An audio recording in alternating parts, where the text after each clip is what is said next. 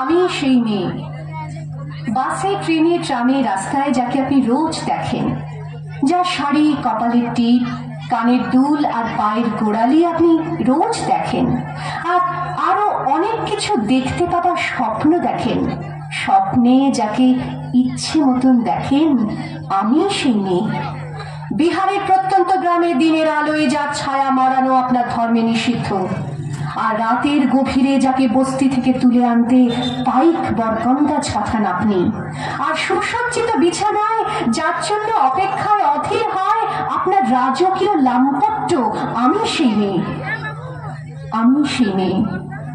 আসামের চা বাগানে ঝুপড়ি কামিন বস্তি থেকে যাকে আপনি নিয়ে যেতে চান সাহেবী বাংলোয় মধ্যরাতে, ফায়ার প্লেসের ঝলসে ওঠা আলোয় মোদির চোখে দেখতে চান যার অনাবৃত শরীর, আমি সেই মেয়ে।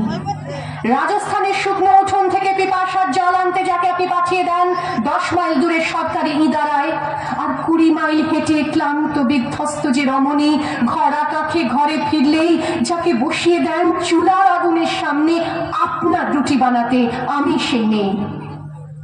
আমি সেই মেয়ে যাকে নিয়ে আপনি মগ্ন হতে চান গঙ্গার ধারে কিংবা ভিক্টোরিয়ার সবুজে কিংবা সিনেমা হলের নীল অন্ধকারে, যার চোখে আপনি এঁকে দিতে চান ঝুটো স্বপ্নের কাজল, আর ফুরিয়ে যাওয়া সিগারেটের প্যাকেটের মতো যাকে পথের দুপাশে ছুঁড়ে ফেলে আপনার ফুল সাজানো গাড়ি শুভ বিবাহ সুসম্পন্ন করতে ছুটে যায় শহরের পথে। কোণে দেখা আলোর গোধূলিতে একা দাঁড়িয়ে থাকা, আমি সেই মেয়ে।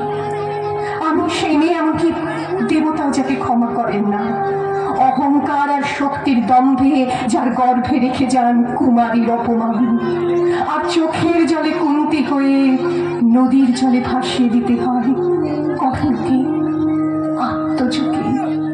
আমি সেই মেয়ে। সংসারের অসময়ে আমি ভরসা, আমার ছাত্র পড়ানো টাকায় মায়ের ওষুধ কেনা হয়, আমার বাড়তি রোজগারে ভাইয়ের বই কেনা হয়, আমার সমস্ত শরীর প্রবল বৃষ্টিতে ভিজতে থাকে, কালো আকাশ মাথায় নিয়ে আমি ছাতা হয়ে থাকি, ছাতার নিচে সুখে বাঁচে সংসার। আপনি আপনি আপনি আপনারা আপনারা আমার জন্য অনেক করেছেন, সাহিত্যে, কাব্যে, শাস্ত্রে, লোকাচারে আমাকে মা বলে পুজো করেছেন, প্রকৃতি বলে আদিক্ষেতা করেছেন, আবার শহরগঞ্জের কানাগুলিতে ঠোঁটে রং মাখিয়ে কুপি হাতে দান করিয়েও দিয়েছেন। হ্যাঁ, আমি সেই একদিন হয়তো একদিন হয়তো অন্য কোনো একদিন আমার সমস্ত মিথ্যে পোশাক ছুঁড়ে ফেলে দিয়ে আমি হয়ে উঠবো সেই অসামান্য।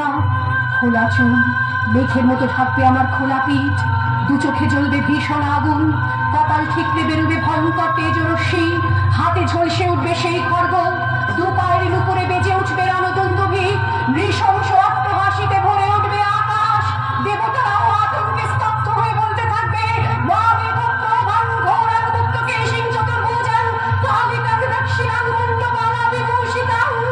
বিভৎস দাবানলের মতো আমি এগোতে থাকবো, আর আমার এগিয়ে যাবার পথের দুপাশে মূল্যহীন অসংখ্য দেহ ছটফট করতে থাকবে, সভ্যতার দেহ, প্রগতির দেহ, উন্নতির দেহ, সমাজের দেহ। হয়তো আমি সেই মেয়ে, হয়তো বা